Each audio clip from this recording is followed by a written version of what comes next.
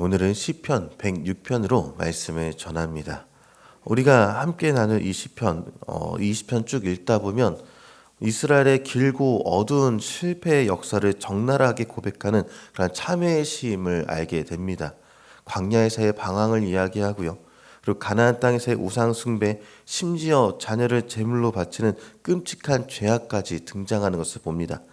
이스라엘이 하나님 앞에서 얼마나 신실하지를 못했는지를 낱낱이 기록하고 있는 것을 보는 것입니다.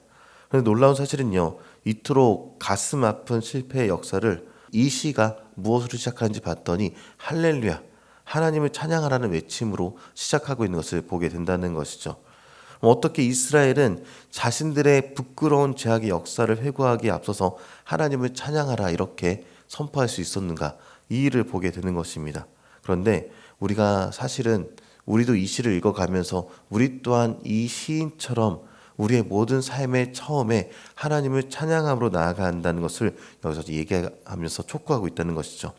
우리의 죄와 실패를 고백하는 기도는요, 자기 혐오나 절망의 늪으로 그렇게 빠져 들어가는 시간이 되어서는 안 된다는 것을 알려주고 있는 것입니다. 오히려 하나님의 선하심과 그리고 영원한 인자하심이라는 그 광대하고 안전한 배경 안에서 우리가 주님 앞에 나아갈 수 있어야 함을 이야기하고 있다는 것입니다. 바로 이전 장 시편 105편이요. 하나님께서 이스라엘을 위해서 얼마나 위대한 일을 행하셨는지를 그렇게 노래하는 하나님의 신실하심에 대한 찬양이었다라고 보게 된다면요.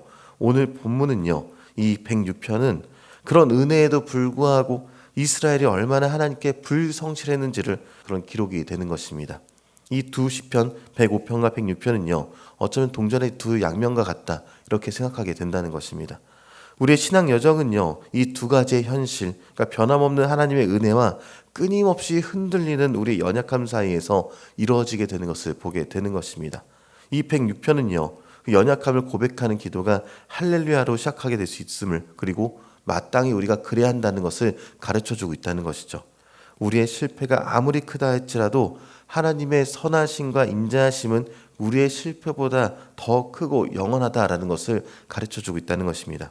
그래서 오늘 본문 1절은요. 그는 선하시며 그 인자하심이 영원하다 이렇게 선포하면서 시작하는 것을 보게 되죠. 이 인자하심은 헤세드입니다.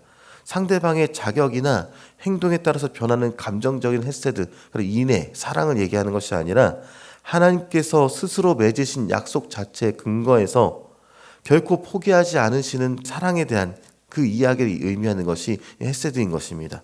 7절을 보니까 이스라엘은 홍해에서부터 하나님의 능력을 잊고 반역했다라고 합니다. 13절에서는요. 하나님의 행사를 곧 잊어버리고 그의 가르침을 기다리지 않았다라고 하죠. 그리고 19절에서는 호렙산에서 송아지를 만들어서 숭배한 이야기를 다루고, 또 28절에서는요. 부올과 바알과 연합해서 죽은 자에게 제사한 음식을 먹었다는 이야기를 합니다. 그리고 37절에는요. 자신의 자녀들을 악귀에게 희생제물로 바치는 끔찍한 죄를 저질렀다는 그런 이야기가 다뤄져 있습니다. 인간적인 관점에서 보자면요. 이쯤 되면 관계 자체가 끝나버리는 게 당연합니다.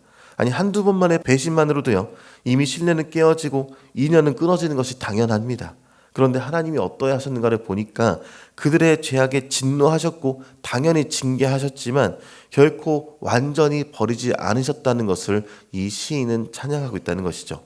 이 45절에서 그 이유를 설명하는 내용이 있는데요. 이 45절 내용을 같이 한번 읽어보도록 하겠습니다. 그들을 위하여 그의 언약을 기억하시고 그 크신 인자하심을 따라 뜻을 돌이키사. 아멘. 이스라엘의 이 행위가 그들의 행위가 아니라 하나님의 언약과 하나님의 헤세드의 그것의 근거에서 그들을 구원하셨다는 이야기를 하고 있는 것입니다. 실패하고 넘어지고 배신하는 대상에게서 눈을 떼지 않고 자신이 한 약속을 기억하시면서 끝까지 붙드시는 하나님의 신실하신 사랑이다. 이 이야기를 하고 있는 것이죠. 이 헤세드라는 단어 아주 중요하게 생각할 수 있다는 것은요. 출애굽기 34장 6에서 7절까지 보니까요. 이스라엘 백성이 시내산 아래에서 금송아지를 만들어서 숭배하는 그런 끔찍한 배교 행위를 저지른 후에요. 하나님께서 다시 한번 자신의 모세에게 나타내 보이는 일이 있었습니다. 가장 큰 배신의 현장에서 하나님은 심판이 아닌 헤세드를 가장 먼저 선포하셨다. 이 이야기를 보게 되는 것입니다. 이것은요. 하나님께서 죄를 결코 가볍게 여기신다 이런 이야기를 하는 것이 아닙니다. 오히려 하나님의 가장 깊은 본질이 심판이 아니라 언약에 기초한 신실한 사랑, 그러니까 헤세드에 있다, 이것을 보여주는 선포가 되는 것이죠. 시편 106편의 기자는요, 이 헤세드의 하나님을 붙들면서 이스라엘의 모든 실패에도 불구하고 다시 구원해 주실 것을 간구하고 있다, 이렇게 보게 되는 것입니다. 우리 역시 수없이 하나님의 은혜를 잊어버리고 세상의 우상에 기웃거리고 나의 뜻을 하나님의 뜻보다 앞세우고 살아가고 그렇게 나아가게 됩니다. 우리의 신앙생활을 돌아보면요, 성공과 승리의 기록보다 실패와 좌절의 순간들이 더 많았음을 고백하게 된다는 것입니다. 만약 우리의 구원이 우리의 노력이나 신실함에 달려 있다면 우리 중 그 누구도 하나님 앞에 설 수 없게 된다는 것이죠. 그런데 이 시편 106편이요, 할렐루야로 시작하면서 하나님의 헤세드를 노래하는 것처럼 우리의 신앙 또한 절망이 아니라 찬양하러 나아갈 수 있다는 이 소망을 주어주게 된다는 것입니다. 왜냐하면 이 하나님의 영원한 헤세드가 십자가 사건으로 완성되었다는 것을 우리는 알게 됐기 때문입니다. 예수님께서 이 땅에 오신 하나님의 그 모습을 보여주시면서 헤세드 그 자체이심 보여주셨다는 것이죠.